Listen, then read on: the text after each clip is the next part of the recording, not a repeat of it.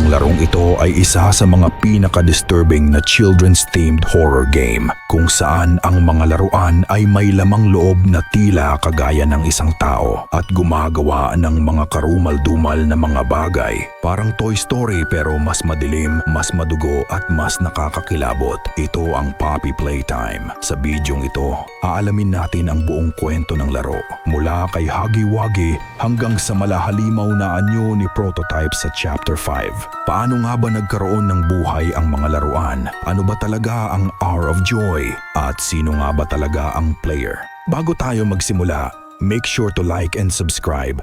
Nagsimula ang lahat sa isang advertisement ng isang doll mula sa company na tinatawag na Playtime Co. na nagngangalang Poppy bilang pinakaunang matalinong laruan. Pagkatapos nito, bigla itong nag-cut sa isang sulat na nagsasabing 10 taon na ang nakararaan nang biglang nawala ang lahat ng staff sa factory. Ayon sa sulat, naroon pa din daw sila sa loob ng ngayoy abandonadong gusali.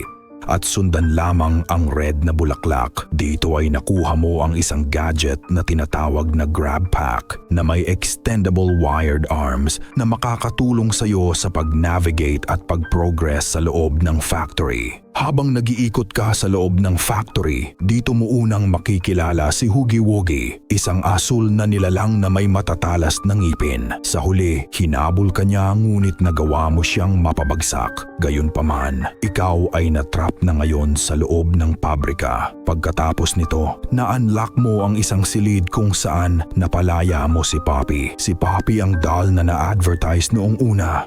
At dahil pinalaya mo siya, handa kanyang tulungan makatakas gamit ang underground train sa loob ng factory sa pamamagitan ng pagbibigay ng code. Ngunit ilang sandali lamang, siya ay kinuha ni Mommy Longlegs, isang nilalang na malagagamba ang katawan. Binigyan kanya ng